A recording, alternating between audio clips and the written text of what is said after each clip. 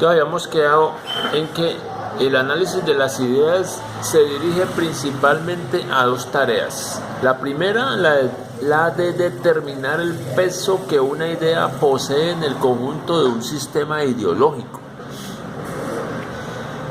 La segunda es la de determinar si se trata de una racionalización que no coincide con el significado real de los pensamientos. Un ejemplo del primer punto es el siguiente. Dentro de la ideología de Hitler, o sea, los hitleristas, la importancia atribuida a la injusticia del Tratado de Versalles desempeñaba un papel formidable. Y además era cierto que Hitler estaba sinceramente indignado con respecto a ese tratado de paz. Pero si analizamos toda su ideología política, veremos cómo sus fundamentos están constituidos por un intenso deseo de poder y de conquista, y que a pesar de la importancia concedida conscientemente a la injusticia que se le hizo a Alemania, en realidad este pensamiento pesaba muy poco en el conjunto de sus ideas. Un ejemplo de la diferencia entre el significado intencional consciente de un pensamiento y su significado psicológico real puede hallarse en el análisis de las doctrinas de Lutero tratadas en el siguiente capítulo, en el presente capítulo. Afirmamos que su manera de concebir las relaciones con Dios posee un carácter de una sumisión, la cual es debida a la impotencia del hombre.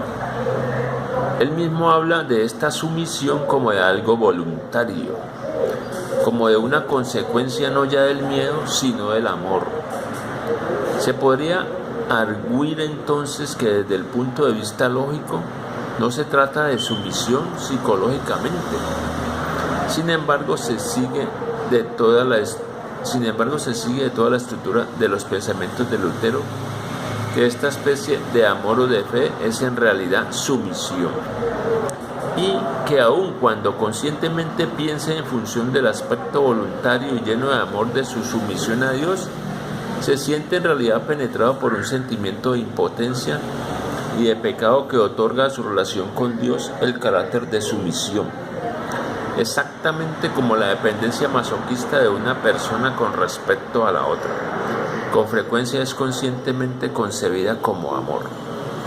Desde el punto de vista del análisis psicológico, por lo tanto, la objeción de que Lutero dice algo diferente de lo que, según nosotros, quiere realmente decir, si bien conscientemente, tiene poca importancia.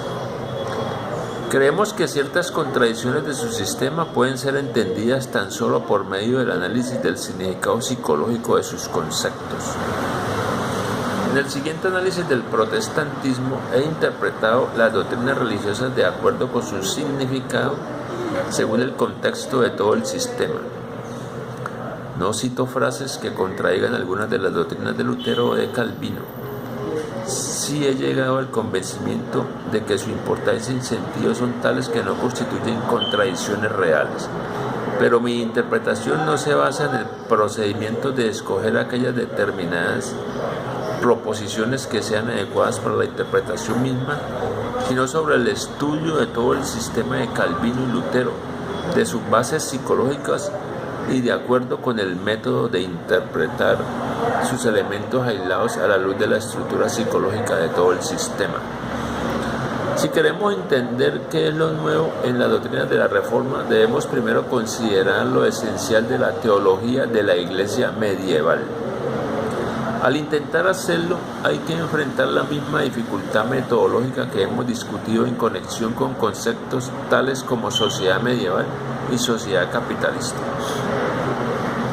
Del mismo modo que en la esfera económica no se dan cambios bruscos de una estructura a otra, así tampoco hay tales cambios en la esfera teológica.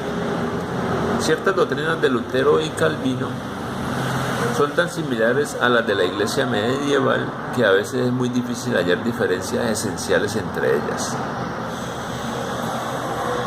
La Iglesia Católica, como el calvinismo y el protestantismo, siempre había negado que el hombre pudiese salvarse por la sola fuerza de sus virtudes y sus méritos, que pudiera dejar de utilizar la gracia divina como medio indispensable de salvación.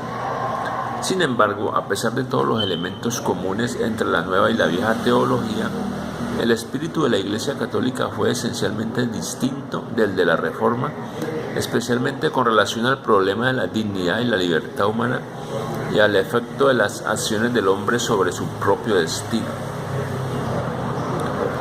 Determinados principios fueron característicos de la teología católica durante el largo periodo anterior a la Reforma. La doctrina según la cual la naturaleza humana, aunque corrompida por el pecado de Adán, tiene una tendencia innata hacia lo bueno.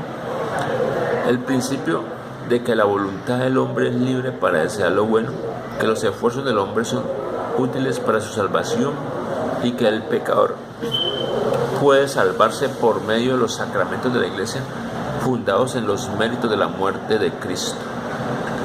No obstante, algunos de los teólogos más representativos como San Agustín y Santo Tomás de Aquino, aunque sustentaban los puntos de vista que se acaban de mencionar, enseñaban al mismo tiempo ciertas doctrinas que poseían un espíritu profundamente distinto. Pero aún cuando Santo Tomás enseñe una doctrina que admite la predestinación, nunca deja de señalar la importancia del libre albedrío como una de sus ideas fundamentales para superar el contraste entre la teoría de la libertad y la de la predestinación. Se ve obligado a emplear las construcciones más complicadas. Pero si bien estas no parecen resolver de manera satisfactoria las contradicciones, Santo Tomás persiste en la doctrina del libre albedrío y de la utilidad del esfuerzo humano para lograr la salvación, aun cuando la voluntad misma necesite el apoyo de la gracia divina.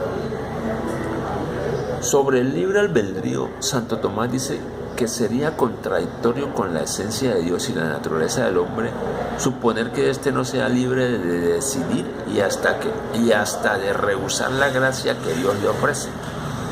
Otros teólogos subrayaron más que Santo Tomás el papel del obrar humano en la salvación.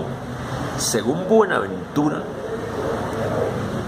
está en la intención de Dios el ofrecer la gracia al hombre, pero solamente la reciben los que se preparan para ello por medio de sus méritos.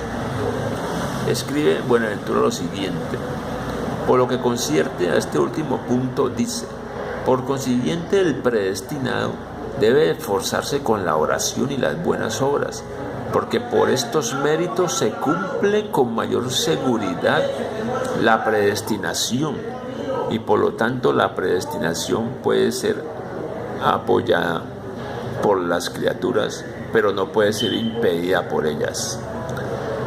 De Summa Theologiae o Santo Tomás de Aquino, traducida literalmente por los padres de la provincia dominicana inglesa, Londres, Bournemouth, Waters, Barbour, 1929, segunda edición revisada, parte 1, Q23, artículo 8.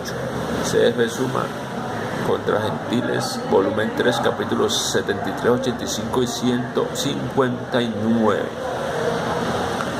La importancia asignada al obrar humano aumentó durante los siglos XIII, XIV y XV en los sistemas de Duns, Scotton, Ockham y Biel, y es un desarrollo de especial importancia para la comprensión del nuevo espíritu de la Reforma, puesto que los ataques de Lutero se dirigían sobre todo contra los escolásticos de la última parte de la Edad Media, a quienes llamaba Samtheologen.